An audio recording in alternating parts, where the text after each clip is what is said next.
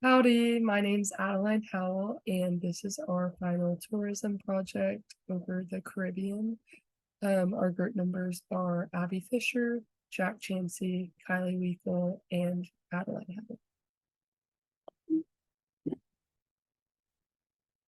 Howell. To begin, we're going to talk about the destination description.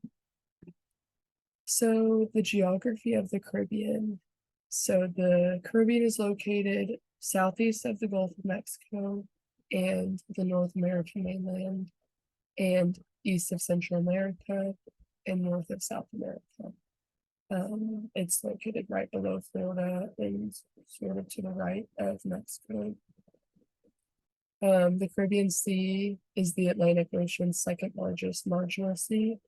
The name Caribbean is derived from Caribs. And the Caribbean Sea is also home to numerous coral reefs, including the Mesoamerican Barrier Reef, which is one of the world's largest barrier reefs. So listed below is some of the history and development of the Caribbeans. These are some of the groups and events that took place that kind of made the Caribbean what it is today, beginning with the indigenous people that were in the Caribbean before Christopher Columbus in 1492 brought the old world into contact with the new world. And this led to some rivalry from other European countries that wanted to share this newfound wealth of the new world, as well as the contact with the indigenous people and the Europeans. This led the indigenous people to be exposed to things which they had no resistance to, and unfortunately they still bring these diseases. And some other things that took place for slavery. Most of the slaves came between 1700 and 1800, and they were being transported through the passage from West Africa to the Caribbean and sold by auction plantation owners. The British West Indian slave trade ended in 1807, and indentureship also took place and began as white indentureship. This label was introduced in the French and English colonies in the Caribbean, and the system ended in 1917. So these are just some of the things that was the development into the Caribbean. Some destination characteristics include mountain ranges, volcanoes, and jungles. And the climate is mild. There's a lot of rainfall, and the soil is very fertile. And unfortunately, given the location of the Caribbean, some natural disasters that can take place are earthquakes, torrential downpours, and large storms. Some destinations and tourism activities in the Caribbean are listed here. Some popular destinations include the British Virgin Islands, which are considered some of the best beaches in the Caribbean. St. Lucia, which has many all-inclusive resorts, and Rincon, Puerto Rico, is known for people who love nature. This is a big draw for them. There's also some beaches listed here that kind of present what groups, which tourism groups they're geared towards, such as King Garden Bay, which is great for families who want to adventure. Young Bay Beach is great for snorkeling, and Smuggler's Cove is great for couples vacations. Some popular tourist activities include scuba diving, deep sea fishing, snorkeling, hiking, horseback riding, whale watching, and swimming beaches.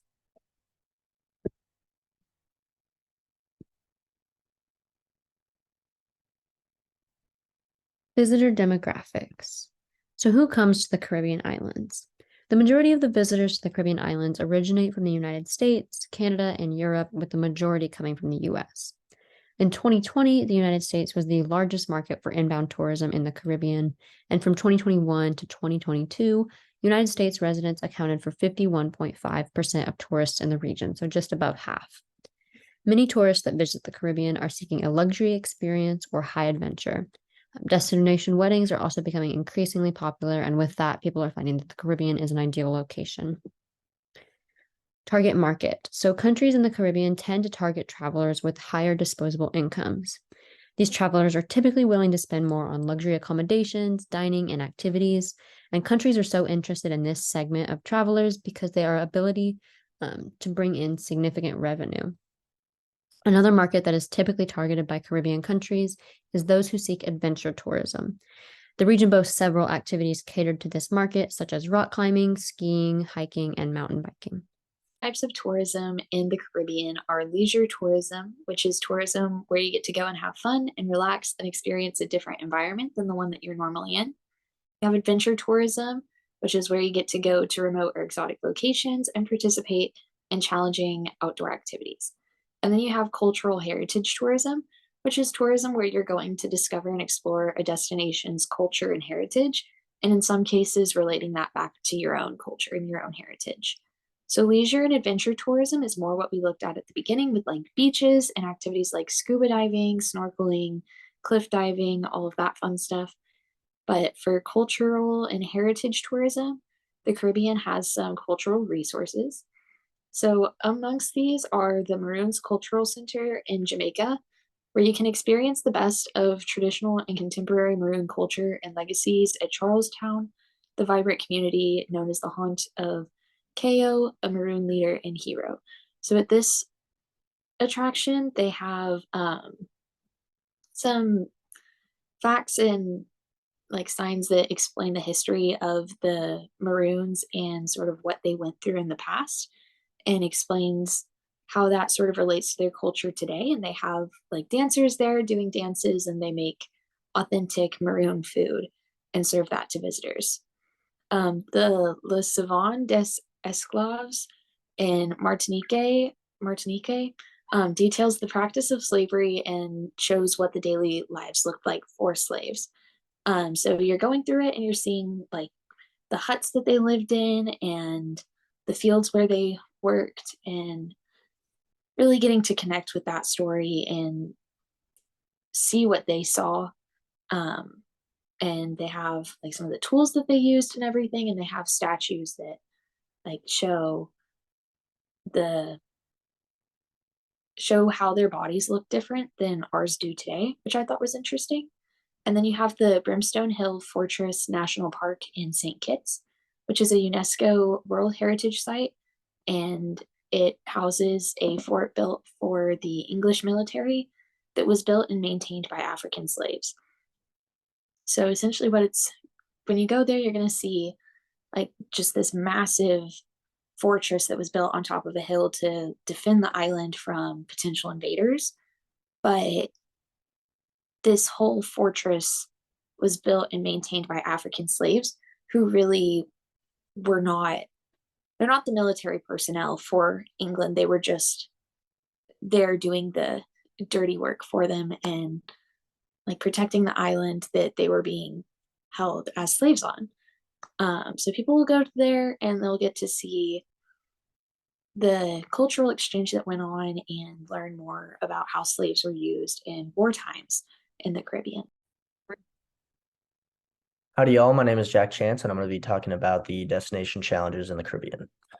So, overcrowding and violence. So, large plots of land are designated to hotels, ports, airports, and housing for tourists, which forces some poor residents to live in overpopulated shanty towns for people who can't afford to keep up with the demand. A lot of these countries have sales tax, which means all their groceries and certain necessities cost a lot more than they would if they lived in a different country. In this instance, they're all living in a tightly packed region, which means diseases are spreading. There's very poor sanitation, and the lack of resources amongst them all is scarce. Violence, Jamaica has a 52.9 out of 100,000 die from homicide, which is a very large rate according to the website I researched. Reasons for violence are drug trafficking, which is fairly obvious. I mean, and then tax evasion. And as well as rich and well-off visitors are surrounded by poor communities, which tends to lead to some robberies or burglaries in the area. Political unrest and scarcity of natural resources. So in Guatemala and Martinique, there have recently been uprisings over COVID-19 mandates that the residents or trade organizations don't agree with or have yet to adapt to, according to the government. It's caused fires, barricades, riots, collapse of buildings, buildings catching on fire. This is all within the past 2 years. And then for the natural resources, there's a region-wide dilemma with counterproductive goals. So do you spend money to better the standard of living by shipping out more exports and taking advantage of the port accessibility in the area, which is what they've been trying to do, which is causing for less and less resources and depleting the small amount of resources that they already have in the Caribbean. And then labor resources and corruption. So there's been issues with women and children not occupying the workplace because that's whether they decide to go into the workforce or they get an education, which is what the government wants them to do. However, it's led to open jobs and people not enough people to fill them, which creates overworking citizens and can obviously see there be some tension there. Corruption. So in some countries, citizens voted up to 87% that corruption in the Caribbean has increased in the past few years, which is an extremely high number. Apparently, it has been increasing every year for the past 10 years at least. One example of this, or corruption, I guess, is the Haitian president was assassinated in 2022 because of transpired corruption and the knowledge of the public and people revolting on the fact that they're hearing about what is going on in their country. And then here's some sources. Thank you for listening, and I hope you guys enjoy it.